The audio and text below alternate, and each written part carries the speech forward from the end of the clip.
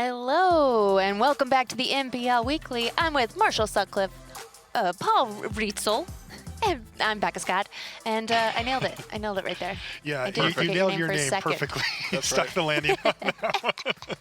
And I'm And this guy who looks great in a tie. Thank you. All right, so you saw the head-to-head up there on our break. We have a very exciting matchup that I've been dying for 4 weeks. We have Janne Mikkonen and Jessica Estefan. Yeah, and this is a big deal, right? We mentioned it earlier, but these are players that are actually new to the MPL. Let's take a look at where they stand in the They've got a standings couple here, of Becca. dashes. Yeah, which means that they haven't actually played yet.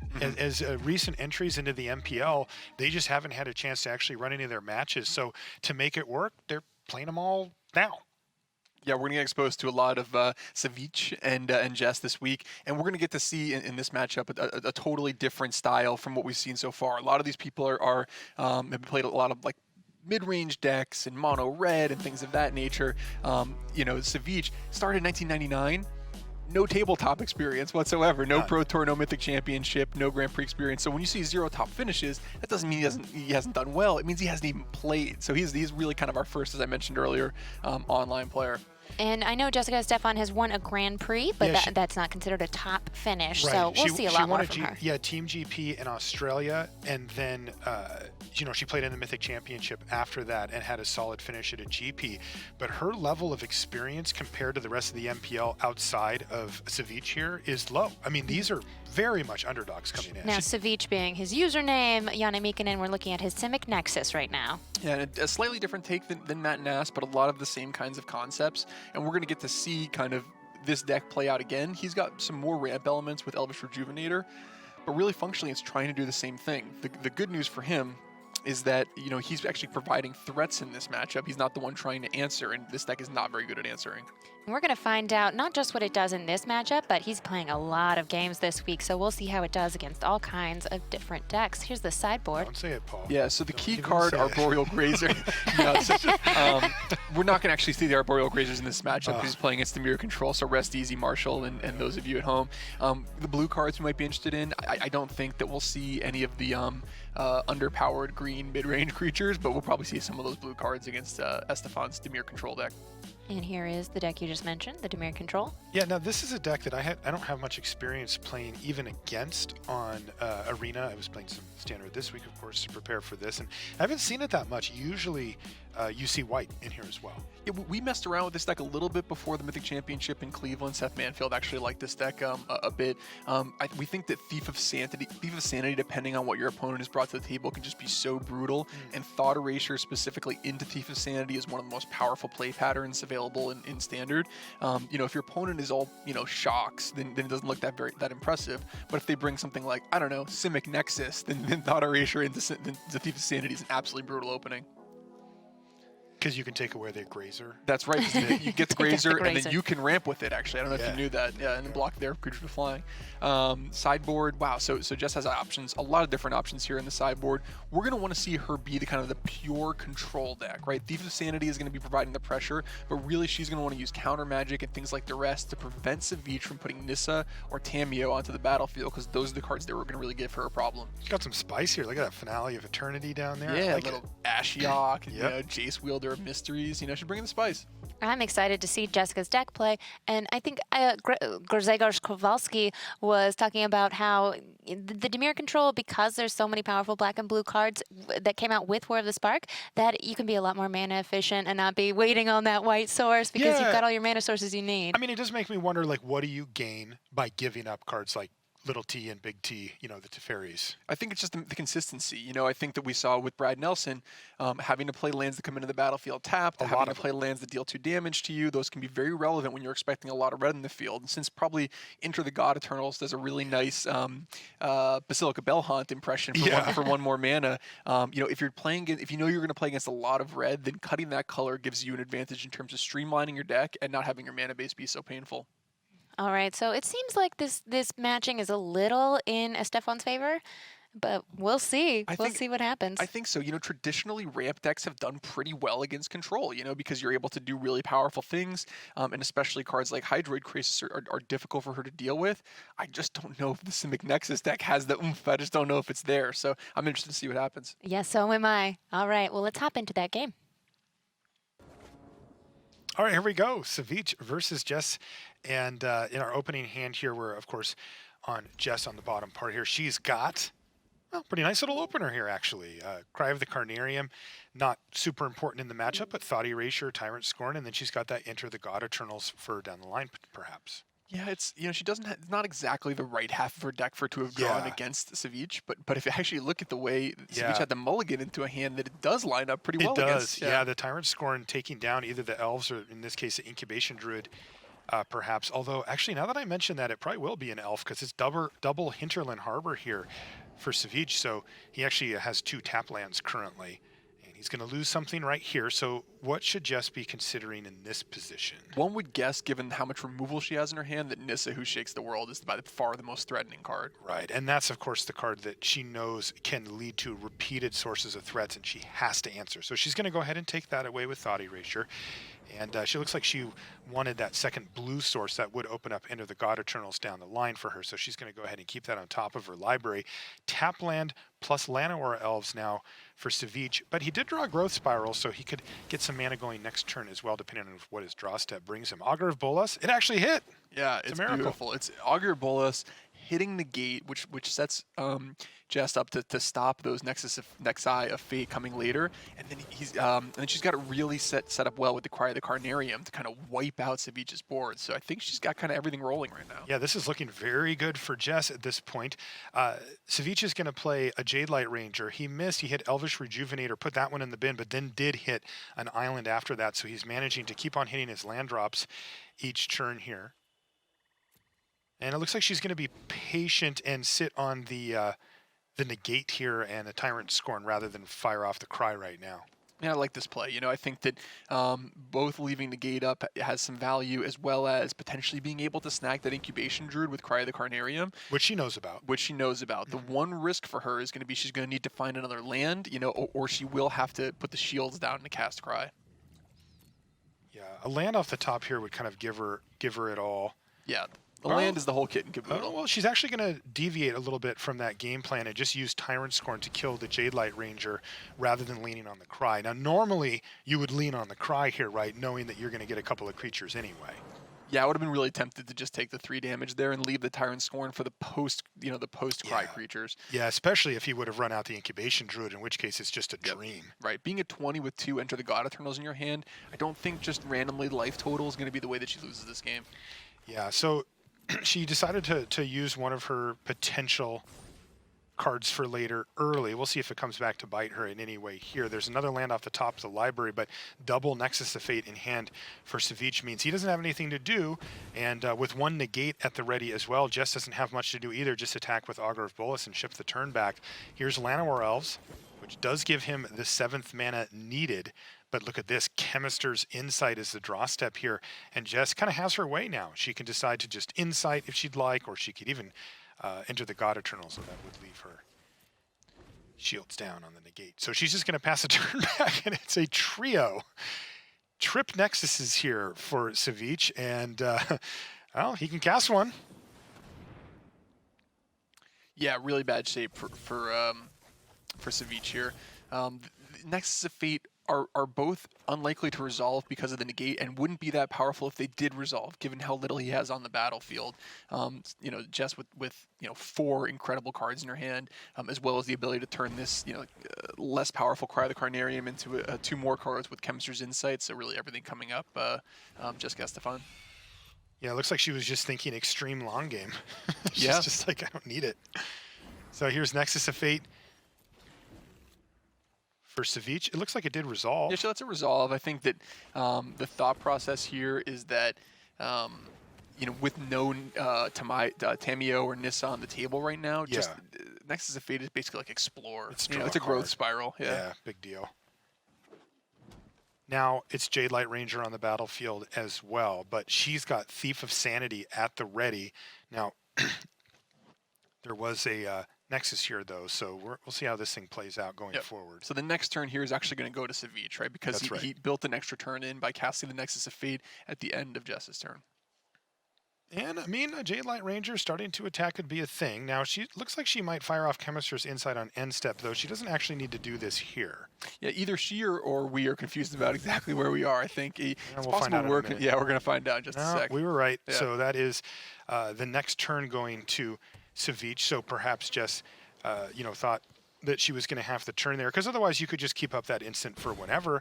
But this does matter, because now, once again, Savjz gets to fire off Nexus. Now, you were mentioning earlier, Paul, that it's important to be ahead on board when you start chaining these.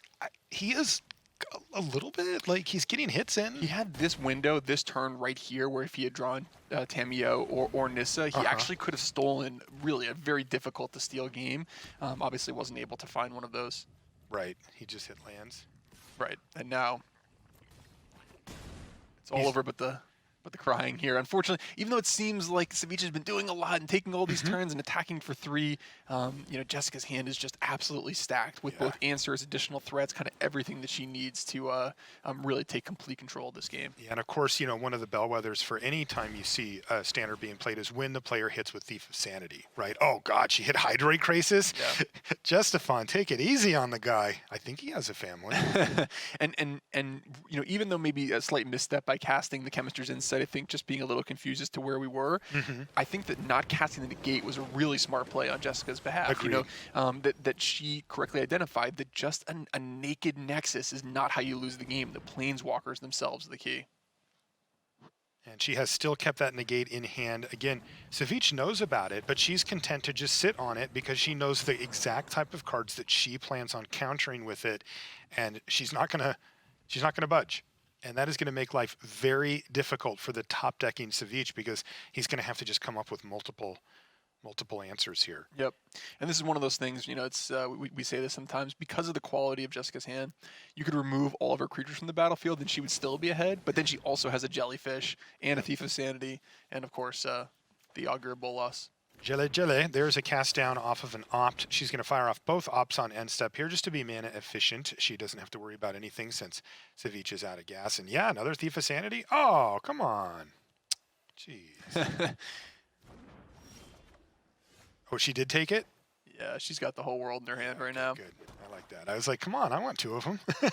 What's better than 1 Thief of Sanity? Now she gets to attack for 6 damage in the air, and that's the part that's, we focus on the card advantage and the board presence and that kind of thing about staying alive in a deck like this, but this clock's actually quite quick. This is 6 damage hitting and leaving Savjz down to 9 when he's currently top decking, so things looking very bad for him at this point. She gets Llanowar Elves off of the Thief of Sanity, and she just needs to protect her position here to win the game. Yep, I think she could, at this point, cast spells at random with random targets and probably win the game. Probably get there. Yeah. I wouldn't, but it would be entertaining. I would like to see that. Yeah. Probably will choose one of her opponent's creatures with this. She did ultimately decide that she was going to go for the Jade Light Ranger here with Enter the God Eternals. Mill Savjz for 4, though it looks like one of the Nexuses was one of those cards. And she is in full-on driver's seat position here to take down game number 1 from Savjz. He's going to level up his Incubation Druid, but she says, haha, I was just waiting for you to do that. Had the cast down at the ready. Good play there for Jess. Really smart, because of this. I was just going to say, because Hydroid Crisis is the best way for Savjz to get back into this game. So constraining him on mana a little bit is a really smart move. And as it is, Savjz is still going to be able to cast a fairly large Crisis, but not nearly as large as it could have been. Yeah, he decided to leave the Llanowar Elves back, so it's only an 8/8. But that will gain him the 4 life and get him the 4 cards. What did he find? Tamiyo and 3 lands. So still not great for him. Now, does she have an answer, though? She needs to find something to get that Hydroid Crisis out of the way. Well, she didn't. It's kind of interesting. Yeah, I mean, but an Alpha Strike here looks pretty interactive as well, right? It's going to either force a chump block, or it's going to end up putting Savjz down to 6 life, and then you can commit another Thief of Sanity to the board. Plus and a God Eternal Kefn. Okay, yeah. I'm picking up what you're putting down. Yeah, this just looks like she can overwhelm Savjz at this point. Right. Although, given the mana situations, she can't cast both of those and still leave up negate. she may just choose to leverage the God Eternal Kefnet, but it does open up some possibilities now, you know? So, Oh, yeah, she decided to sit back. yeah, so now Savjz, if he's Ooh. able to find another copy of Hydroid Krasis, could actually start chaining them together into a situation where he's able to cast multiple spells in a turn. And he does have two, kind of must answers here, I suppose. He's got the Nexus of Fate and the Tamiyo. Although now that I say that, Jess has put out 9 toughness with the 8 power in combination with Hydroid Krasis and God Eternal Kefnet to just block the 8/8. Yeah. Not normal that an 8/8 flying trampler can just be simply double blocked, but it can be here. Right. And I mentioned the chaining Krasis together earlier. There may not be that many Hydroid Krasis left in his deck. Now remember, Thief of Sanity has been milling Savjz, stole Savjz. So depending on how many Krasis we're actually going to see here. So okay, so he still does have two Hydroid Krasis remaining in his library. Is he going to deck himself if he tries to fire one off? It's a risk. It's definitely a risk. She's looking, that's for sure. Now, of course, Nexus of Fate makes it very difficult to get decked, but there are ways right, it can of happen. course. Yeah. Yeah, I forgot about that. So that's not even really a big worry for him. But she does let Tamiyo resolve. She looked at his graveyard and just said, "Go for it, buddy." Yep. 24 cards left in the library, by the way, for Savjz at this point. So decking probably not a consideration at all. That was a Blast Zone played. Blast Zone Does that have some? not much. Doesn't do much on this board. Remember, Blast Zone starts with a counter in place, so it can't kill the army. Right. Jess has pretty solid diversification of her mana costs, and the 4, most 2, 3, 2, 1. Yeah. Wow. the most threatening totals would be 2 and 4, neither of which Savjz is particularly interested in destroying, given his own Krasis and Tamiyo. Right. Could use Blast Zone to kill Thief of Sanity. So Now, is this the time to fire off I think negate? this is when you want to fire off the waiting negate. for, Yeah. right? So this is a good spot to stop it. And it looks like Savjz just feels like he kind of has to go for it. Oh, no, it resolved. Yeah, surprising to me. So I don't know when you're going to find a better spot than that. Wow, let's see what happens. Look at this, a pair of Nexus of Fate in hand. Tamiyo plus name Nexus of Fate finds 2 of them. Oh, man. How much mana does he have? Clearly, I think, yeah. 6, 9, 10, 11, 12, 13, 14 exactly with that land. And I think that she just opened the door and he might just barge right through right now. Is this one slipping away from Jessica Estefan here? There's the Nissa, so that's the third part of the combo at this point. Matt Nass is at home jealous. Well, This is what he wanted to do. yeah, I mean, it's nice when you cast your 7 mana, take an extra turn and have it resolve. You don't expect it to resolve. Well, she is going to counter Nissa, who shakes the world, but as we mentioned before, that will open the door up for Nexus of Fate to perhaps just start chaining together thanks to the Tamiyo that's already on the battlefield. And now the shields are totally down for the rest of the game. So if Savjz is able to take these Nexus of Fate, combine with Tamiyo, and kind of chain them together, he could take all the remaining turns until he's able to kind of find a win.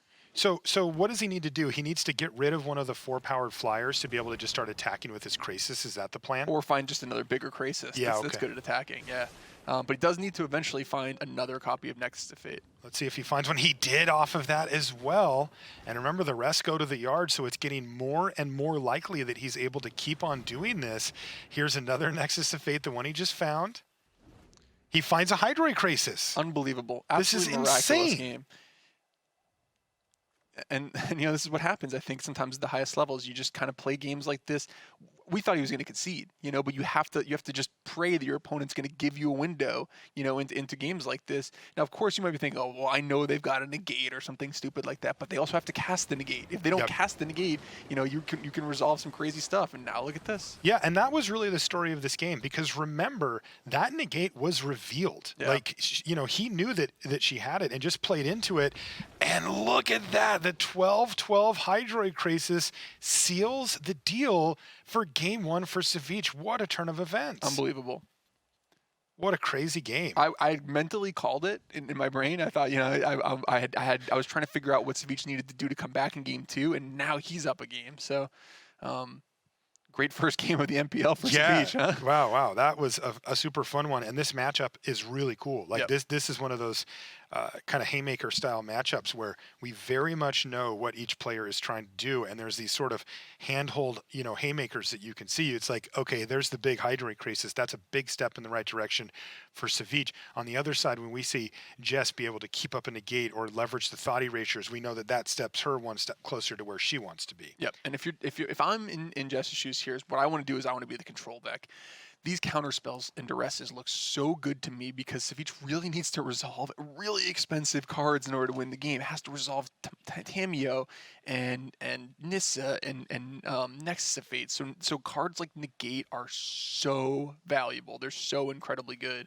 The things that I'm less interested in is Enter the God Eternals, which you see her kind of clicking over there. Because again, when you're playing against decks with that kind of power level, tapping 5 mana on your turn is often so difficult to do and earn a profit. You oftentimes find yourself doing it and then never taking another turn. Right. So those 5 and 6 mana sorcery speed spells I think are not the right place to be for this matchup. Yeah, the cards like Enter the God Eternals really shine when it's about the board. Sure. Right. When it's about creatures attacking you, your life total matters, what they're attacking you with matters. But here, of course, Savjz has really not that big of an interest in the board at all, though it does look like she's decided to keep them in. Let's see how it turns out here in game number 2. This is Savjz versus Jessica Estefan, and Savjz unlikely to win that first game, but he did find a way to do so, and now Jess needs to fight back and see if she can't peel off 2 games in a row and win this first match. That we get a chance to see both of these players. Actually, this is the first time we've seen them in the MPL. They're both relatively new to the MPL, and they're kind of playing makeup here as they've got a lot of matches to play during the course of the week to get up to speed with everybody else who's already played 4 or 5. Savjz may be new to the MPL and he may be new to Magic at this level, but he's clearly not new to high-level competitive gaming. And speaking to a lot of my colleagues who played against him at the Mythic Invitational, they were really impressed. They thought that if this guy starts to focus on Magic as a full-time job, he's going to be a terror in the top-level circuit.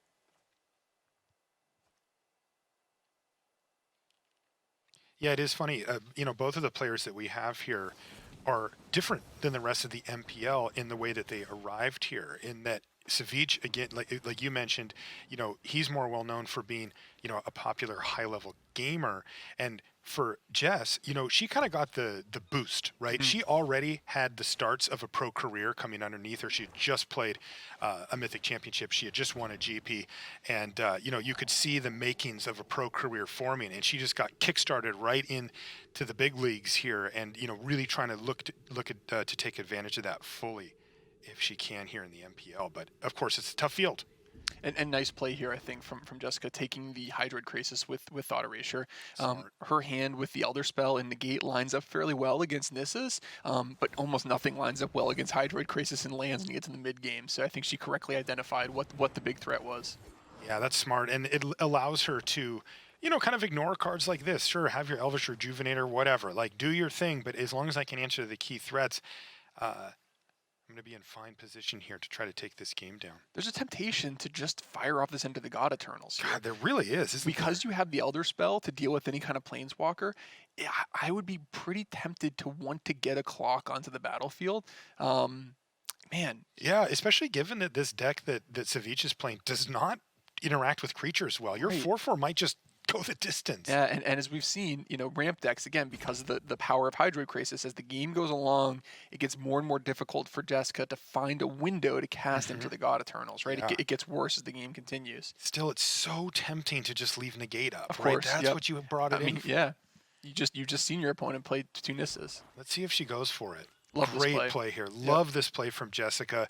This is just really unintuitive play, and it looks completely correct from here. And I love to see this because it is so tempting to just sit on that negate for the rest of the game. But this gives her so much more flexibility, and she can lean on the Elder Spell, like you said. Yeah, and I think you're seeing some maturity here from Jessica, right? Game 1, we mentioned what we thought was potentially a misstep. Here we've already seen between the Thought Erasure and now how she navigated that 5th turn. She's shaken it off, she's moved on, and she's already into the next one. Yeah, these are the plays of an experienced tournament player, and now she goes, okay, Elder Spell away, you're Nissa, and now I can sit on Negate. The difference is I have a 4/4 now. Right.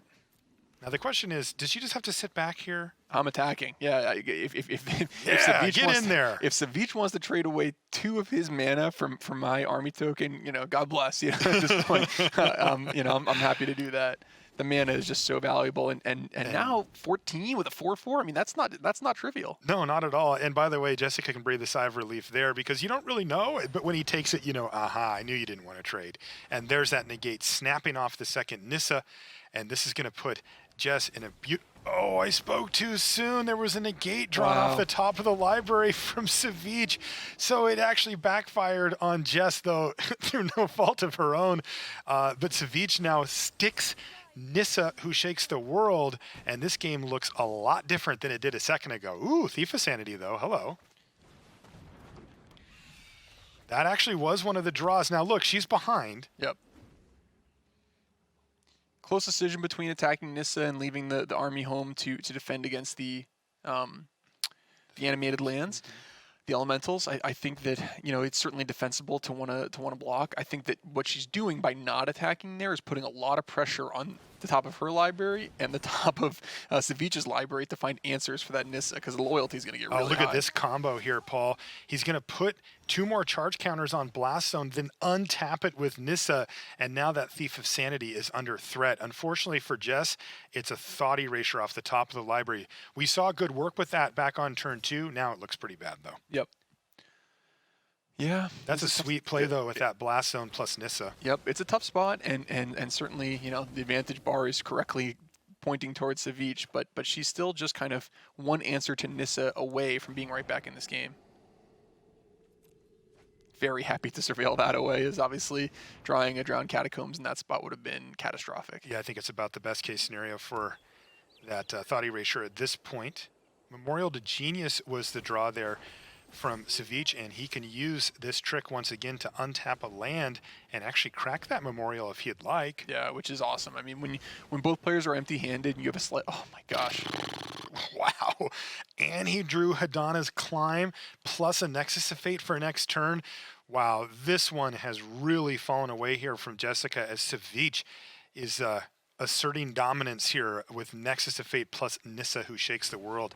A potent combo, and now we're going to see Hadana's Climb potentially clean this game up very quickly. Marshall, might I recommend when you're slightly ahead or the board's close to parity, drawing gold cards in Mythics, because that's historically a way that you can really pull ahead even further. I've been telling people to do that in Limited for years. Yeah. It's like, it works for me. It looks like he's considering using the Winged Temple of Araska here, but he's decided against it. 2, 3, yeah, I guess it would work. Oh, there's Cast Down. Something. That is something. Unfortunately, the static ability of Nissa mana flaring all of Savjz's lands combined with the Nexus of Fate means that it's just not going to be nearly enough.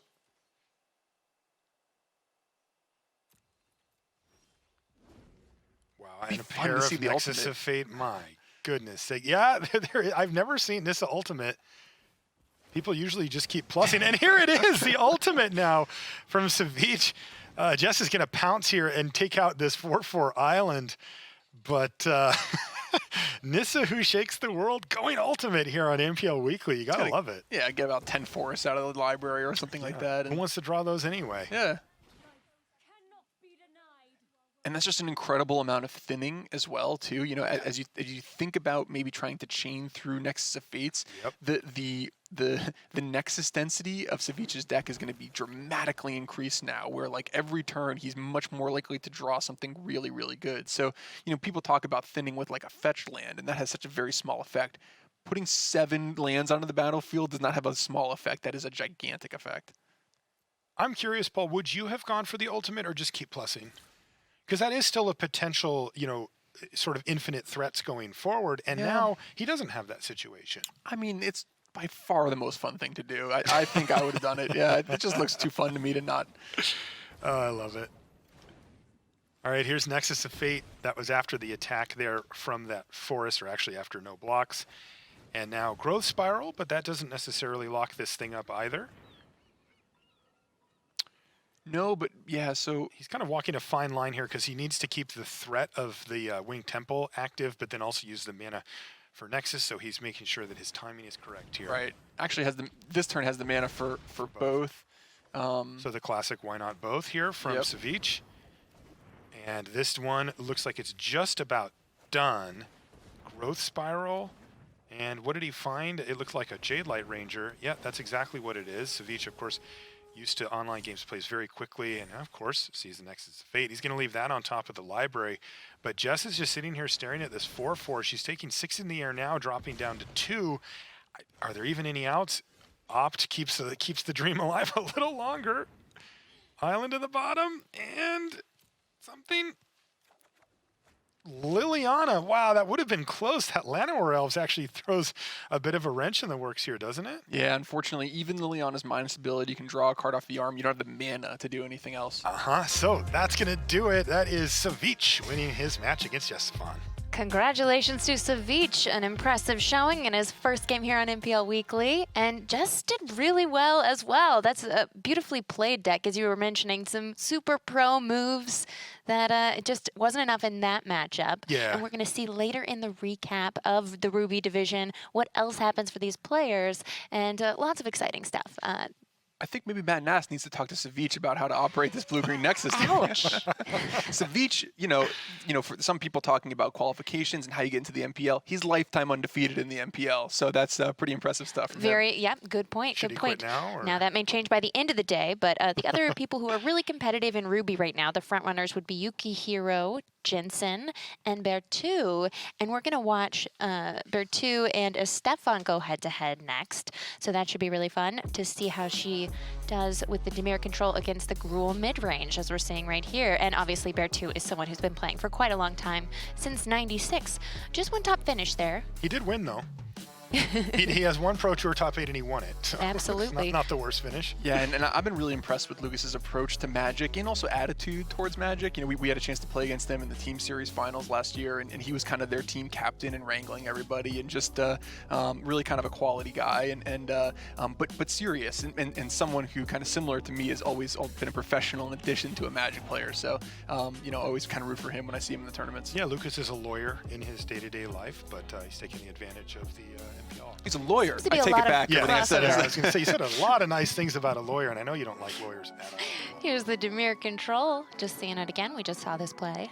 Yeah, and so here, you know, because of Lucas's deck, she's going to want to draw basically the entire half of her deck completely. So all those cards like Enter the God Eternals that we suspected maybe she would sideboard out against Savjz, those are her best cards here. I mean, she wants to draw as much of that removal as possible. Yeah, this matchup looks good for her. It does. Yeah, take a look at the sideboard there. And there's more removal available. That's kind of the key. She's got another Vraska's Contempt. Yeah, that Vraska's Contempt looks good to me. We could see, yeah, so this actually looks quite good. Yep. You know, and it's kind of one of those things where you want to be the black deck when you're playing against red-green. You want to be the blue deck when you're playing against Simic. So we'll see some of that. Lucas, we've seen a little bit. Eric Froelich played a similar style to this earlier. This is pretty simple. This is get you dead. You know, this is I just want to be as aggressive as possible. I think that drawing Llanowar Elves is like the key for him in this matchup, to be able to deploy his threats off of curve, to be able to put a 3-drop out on 2. Again, one important thing, one difference from match 1, no copies of Nissa here for Lucas in his main deck, and that's one of the toughest cards for control decks to deal with. Let's see the sideboard.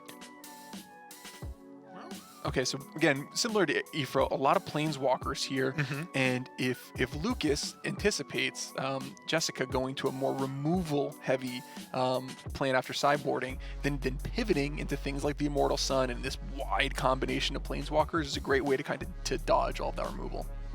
Excellent. An interesting matchup. We'll see if that Gruul can get in there fast with the Llanowar Elves, or if Jessica Estefan's going to take this one away with powerful board I like control. Jess's spot here. Yes, me too. Yeah. All right. Well, as soon as we're ready, we can go on into this game. All right, let's get underway here and see if it's going to be Lucas Esper Bear2 or Jessica Estefan. There it is. Llanowar Elves in the opener here for Bear2. Yep, and we talked about it. These decks that play elves and mana creatures, you know, when they have lands and elves and then also a reward like one of the more expensive spells, they kind of have to just go with it. How good is Immortal Sun in this particular matchup? It's pretty good. Still a bomb. Yeah, the problem, the nice part about blue-black specifically, unlike white, which has access to Teferi, Hero of Dominaria, and then things like Ixalan's binding the sideboard, blue-black, just historically in Magic, and especially today, has a lot of trouble removing an artifact from the battlefield. Ooh, Lucas is an arena double clicker. I like that. Ooh, okay. Yeah, he's got Thought Erasure to fire off here, though, and, well, the most powerful card is clearly the Immortal Sun. Doesn't look like Lava Coil is really what Jess cares about, but maybe Paradise Druid? I don't know. I just think the Immortal Sun seems to be the thing, huh? Yeah, the Immortal Sun, by far the most threatening card, and one thing we've seen is Jessica really adept at figuring out what the problem is, what the biggest threat is, and then using her discard spells to remove it. She also, maybe not desperate, but very urgently would like to find mana. So instead of keeping Opt on top, she's actually going to put it in her graveyard just to try to find more lands. Even though it does actually dig you for those lands, it costs you mana to do so. Right. But still, you know, I think you can make an argument for keeping it there. She's going to kick off with Augur of Bolas, but unfortunately, that cannot help her find lands. It does help her find another removal spell, but this game is starting to very quickly become a game of lands. You know, she took a bit of a gamble there, hoping to hit that land for Thief of Sanity on the turn, but she didn't hit it. Augur Bolas does not want to be lava coiled right now. No. Looks like bad internet here for Lucas. He's going to have to fight through more than just Jessica to try to win this match. All right. He's got to reload his arena client as well. So, and what Lucas really wants to find is something a little more impressive, right? He wants to find something like Growth Chamber Guardian would be fantastic right now. Yeah. Skargan Hellkite, Rekindling Phoenix, or of course Domri, always a good draw against the control deck. And he wants to do that before Jessica draws out of this mana light situation. Oh, she can't find that third land. She does find a Thought Erasure to take away the strike and perhaps dig her a bit closer to it. Short of a land, you know, about as good as she could hope for, right? It both removes the last relevant card from Lucas's hand, allows her to surveil away another non-land card from the top of her library, but unfortunately, that was a... It was a Charter Course as well. She really is just looking to naturally hit these lands rather than rely on Charter Courses and Ops at this point. Here's Gruul Spellbreaker now. Is he actually going to go for the haste version? Oh yeah, getting in there, Paul. Yep. He knows he needs to slam the door on this game before she finds land number 3. Can she do it? No, it's the Elder Spell. She's got Cast Down, though, to kill the Gruul Spellbreaker. Of course, she needs to do this now. And she does. And there's a brick for Bear 2. So only 3 damage coming in. Jess still has a window here to find these lands. There's one. And Thief of Sanity hits the battlefield. Now, that'll hold back the Llanowar Elves and let her start to hit. Paradise Druid's coming in, though. Yeah, this could turn very quickly here. That land was basically on the exact perfect turn for her to draw it to still be in this game. Yeah. She's still going to be constrained on mana. Interesting. Whoa, that is frisky. He must assume that she wants to trade off Thief of Sanity, but I think she's just going to take the free value here. I would imagine. Yeah. She's like, hey, buddy. Boom, Lava Axe. Yeah, so she's got to breathe a sigh of relief there. There's a Watery Grave off the top. A little awkward, given that it would cost her 2 life to put it into play, but she could get that back off of Contempt if she'd like. She's just going to go for God Eternal Kefnet, though. No attack with the Thief of Sanity this turn. Gruul Spellbreaker off the top of the library, but she does have the shields up, at least for now. Super risky. I mean, she very much risking dying to Lightning Strike there, but she's willing to risk it. And now, I mean, really in kind of the driver's seat. I think kind of a nice play there from Lucas to not play the Gruul Spellbreaker, both exposing it to something like Vraska's Contempt and hiding it, importantly, from Jessica. So maybe multiple haste creatures could be a path to victory for him. It makes it really interesting because now Lightning Strike is still an out as well, because he just has not let Jessica have an option to kill one of his creatures with Vraska's Contempt. Now, he could kill one of his own. Right. But that's, you know, I mean, you do what you got to do. Desperate times, yeah. I should say she could kill one of her own. But here comes Thief of Sanity and Rekindling Phoenix trying to slam the door on this game. What does the Thief hit? She hit Growth Chamber Guardian. Now, it's unlikely she'll be able to find anymore. Yeah. Activate or find. Legion Warboss was the draw. Now, this does give Bear 2 the option of casting 2 spells in 1 turn. But that Vraska's Contempt looks pretty good here. Yeah. And I think it will probably, once Jessica shows the Vraska's Contempt, that's going to be the end of meaningful resistance here from Lucas. So he's going to go for the Spellbreaker as well, meaning that the War Boss will get Vraska's Contempted. Oh yeah. Zip. See you later. And now, critically, she's back up to 5 life and still has God Eternal Kefnet back to block. Yep, so very safe. Nice situation that Jess has worked herself into here. And it looks like Lucas just figures, well, I'm going to have to draw something anyway. So keep that Lightning Strike as a viable out. He is not facing lethal damage at the moment. Yep. And although we see Lucas kind of flooding out here, give a lot of credit to Jessica for thought erasuring away the Immortal Sun on turn 2. You know, the Immortal Sun would look amazing this game. Would have run away with it by far by now. But instead, Jessica, clearly made the right choice there, and she's getting rewarded now in the late game. Yeah, and of course, smart here from Jess as well. She does need to fire this off on her turn if she wants to kill that Paradise Druid, but also critically gets her at 5 life so that there's not one burn spell that kills her off the top of the library here. And that is really the ultimate in safety. She's got backup plans for her backup plans, and that's going to be Jessica Estefan taking down game number 1 from Bear 2. It looks like he's drawn a few too many lands in the late game. And we've seen this countless times, Paul. The player who's struggling to hit their land drops, if they finally start to hit it, will usually beat the player who has too many of them. She's going to clear the way here just to get that warm, safe feeling. And then 10 ball corner pocket. Yeah. Kaboom. Ooh, go for exact. I like it. Yeah, I like little it. style. You know what? Very nice. Why attack with the Thief of Sanity Yeah. if you don't need the extra damage? Plus, there's that trigger. She's like, let's just get this game over with. And that's exactly what happened. So Jessica Estefan takes down game number 1. And we're going to start consulting sideboards here. So Lucas, what is he looking at here? Well, first of all, he's looking at his deck on the side instead of below in the curve. That thing, is which a strong choice here from Bear 2.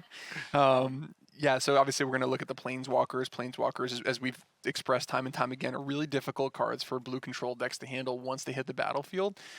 He's going to want to go down on some of these removal spells, so I think, you just kind of risk Thief of Sanity running away with the game and hope that Vivian Reed and Skargan Hellkite and things of that nature, your Rekindling Phoenixes, can deal with Thief of Sanity. You don't want to just leave Shock in your deck and just hope that you have it randomly when they have Thief of Sanity. If you're Jessica, this is the time to leave in those Enter the God Eternals. They are so strong against things like Gruul Spellbreaker and Growth Chamber Guardian. They're just incredibly powerful cards here. We mentioned it earlier, but with regards to both Jess and Savjz, they are playing all of their matches to get caught up with the rest of the players, and so we'll have updates on that after this to kind of see how that worked out for them, because they had a lot of work to do this week, and they just picked one deck to do it with. A little surprised here that Lucas would prefer to have all those Rekindling Phoenixes instead of the copies of Domri. I kind of like Domri against a blue-black deck, whereas Rekindling Phoenix is weak against Vraska's Contempt as well as God Eternal Kefnet.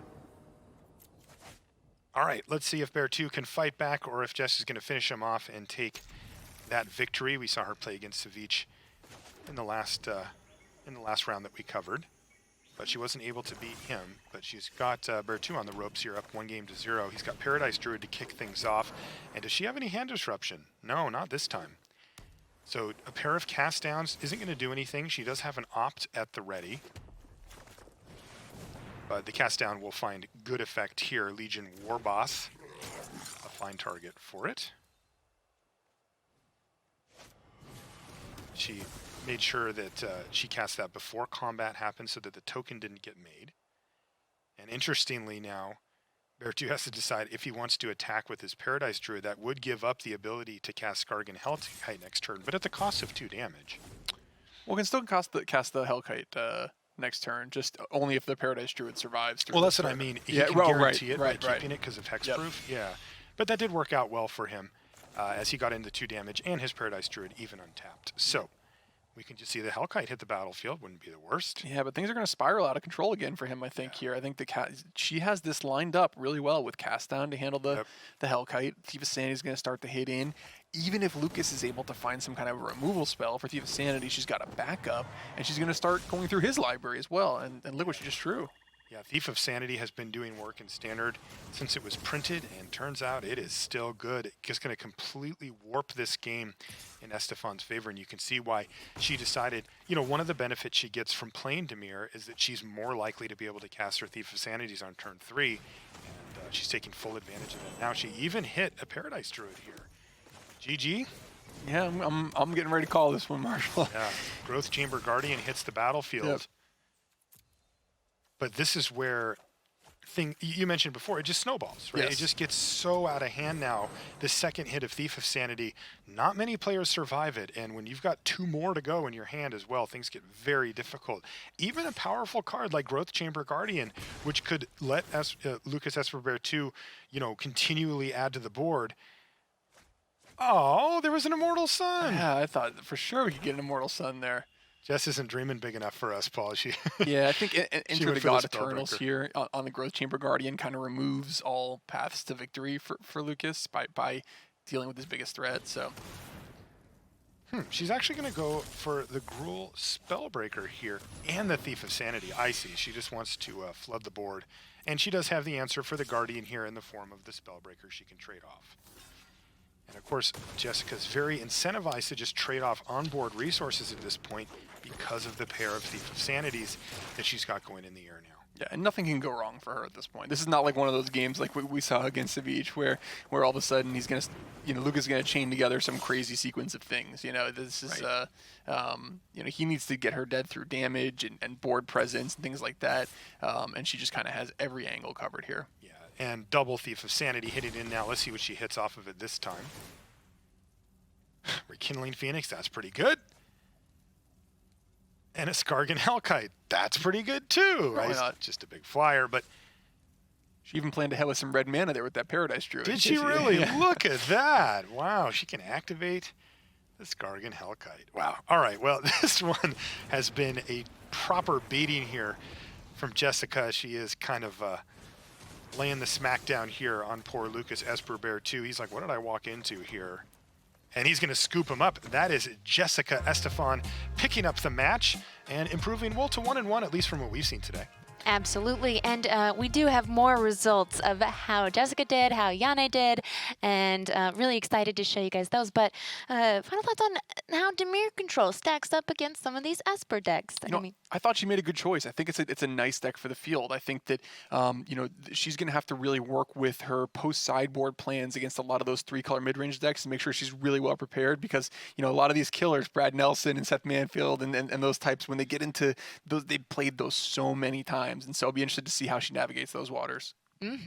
All right, well, we do have a recap video for the rest of Ruby. You'll get to see a little bit more of how Savjz and how Jess did in the rest of this field, and then we'll take a look at standings for this week's MPL. Hey everybody, we had a super exciting week over here in the Ruby division. Not only did we get 2 new players, Jessica Estefan and Savjz, but the battle for the top spot heading into the home stretch is on like swan song. Ken's left the Bruise at home this week and elected to bring mono red. Game 1, his deck is able to do its thing, keeping Estefan on the back foot, but her main deck, Cry of the Carnarium, does its best Smash Mouth impression and is an all-star here. Soon, Kefnet shows up and it looks like that will win the game, but no! Do not underestimate the power of Experimental Frenzy, which lets Ken completely turn the game around. But no! Just hangs on for dear life for several turns, eventually resolving an Ugin, and that's right, running Ken out of cards in his deck. Ken concedes when he knows he'll deck himself the next turn. A completely absurd and amazing game. Game 2 gets exciting when Estefan casts a Finale of Eternity here, which only ends up being a 2-for-1. But move over, Thief of Sanity Ken is also able to play with somebody else's cards. Direfleet Daredevil shows up to steal Finale of Eternity back from Jess and kill off her entire board, getting more value than she did. It is monumentally sweet. Ken wins.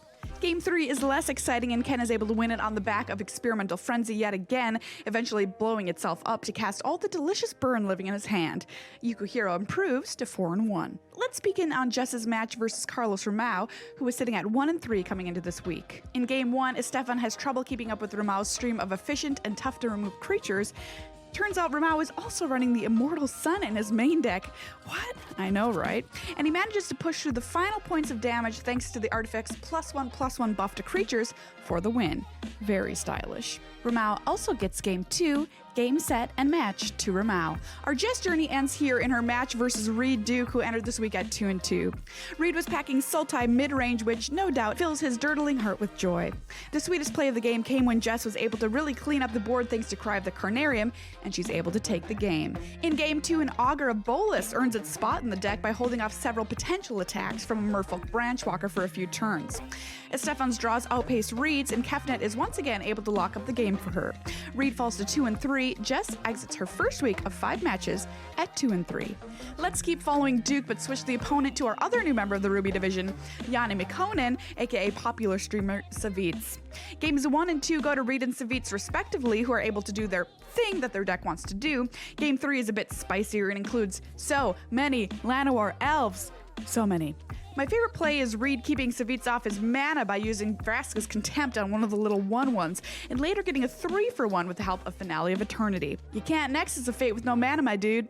Reed wins here, ending his week at 3-3. Continuing to follow Savjz, let's check out his match with Carlos Ramao, who is struggling in the Spark Split at 1-3. After taking Game 1, Ramao proves once again that his deck is just too fast, too furious for Savjz's slower Nexus deck to handle, an easy 2-0 for Carlos. The final boss for Savjz this week was William Huey Jensen, who entered Week 4 with only 1 loss. And if you thought Gruul was fast versus Nexus, buckle up. After a quick Game 1, Huey takes another one from Savjz with the help of Chandra, who honestly didn't even need to show up to the party with her scarily aggressive voice lines. Huey wins. Savjz debuts to a 1-3. Let's see if Huey can keep those wins coming in this match versus Carlos Ramao. Ramao is off to a fast start in Game 1, but Jensen's Chandra helps him stabilize, or is it too little too late? A pair of lightning strikes off the top for Huey is pretty good, cleaning up the board, but what follows is even better. Chandra's ultimate, which hits Carlos for 7 and draws Huey enough burn to finish out the game with fireworks. Huey also takes down Game 2 with the help of, you guessed it, Experimental Frenzy. He finishes the week at 4-1. And here's our last match of the week, Ben Stark versus Ken Yukihiro. Stark's had a lot of trouble in the Spark Split, with 0 wins to show for it as of yet. Ben and Ken split games 1 and 2, and in Game 3, Angrath the Flame Chain hits the board for Stark, stealing Yukihiro's lone creature and beating him down to 6. But through the miracle that is Experimental Frenzy, Ken is able to burn Ben low enough to kill him with Chandra's ultimate. Ken wins at a very perilous 3 life, securing his spot at the top of the standings. Speaking of standings, here's a look at the Ruby division heading into the final week of the Spark Split. Ken Yukihiro leads at 5-1, but William Huey Jensen is hot on his heels at 4-1. Another contender still to win it is Lucas Esperbear 2 at 3-2. Our match to watch in Week 5 will be Ken Yukihiro versus new contender Savjz. Until next week, remember, rubies are a girl's best friend. All right, there we saw the standings and very exciting stuff. Not a great rest of the week for Savjz is what we saw, but went pretty well for Jessica. Yeah, she ended up 2-3 at the end of it, so respectable, against this field. Anytime that you're even close to 50-50, you're probably happy. But Savjz had a bit of a rough run. I think his deck is not serving him well. Yeah, well, and unfortunately, he's stuck with it for next week as well. I'm sure he's really kicking himself for that one. But what can you do? But do your best next week and do yourself. Okay, we'll see the standings for all of the divisions. All right, so very impressive. Now, in the Ruby, which we just saw, Yukihiro has played more games than everyone else. There's still a little bit of catch-up that we're going to see next week. Some players that have yet to play have 3 more games to play next week. But Yukihiro's really walking away with it in that one. Yeah, and I think that what stands out to me, in 3 of these divisions, someone controls their own destiny next week. Brad, Brian, and Ray can win their matches next week, and they win their division, right? Whereas Ruby, there's still some interesting things left to go. So, but obviously, if Brad or Brian or Ray, if any of them stumble, look at the killers beneath them, Seth Manfield and Martin Yuza and Eric Froelich, and I'm going to run out of Hall of Famers in a little bit, but just give me some time. Seriously. And there's Paulo Vitor Damarosa just hanging around as well. So. And Jensen's played 1 less game than Yukihiro, right, so right. He could win 3 in a row next week. Absolutely. Ruby could be crazy. And I've never seen Chandra's ultimate, so that was fun to see in that recap there. That was a lot of damage. It was 7 plus, 3, 2, 2, I think. So, yeah, get you dead quick. And look at his arts just hanging around. There's his arts just right at the bottom, which we think should probably have been called Zombie Gods, but his arts is Andric Cunio's He demanded it. He did. Very much so. All right, so those are our current standings. We'll see next week. It's going to be very exciting to see who in each division wins, securing their spot in the top 16 of the next Arena Mythic Championship. So there's a lot to be decided, and that'll happen next week on Friday instead of Saturday. So make sure you tune in at noon Pacific or whatever time is appropriate for you in whatever part of the world you're in. Fellas, such a pleasure to have you here today. Thanks, Becca. Yeah, it's been fun. Thanks so much to you guys at home for watching, and we'll see you next week. Bye.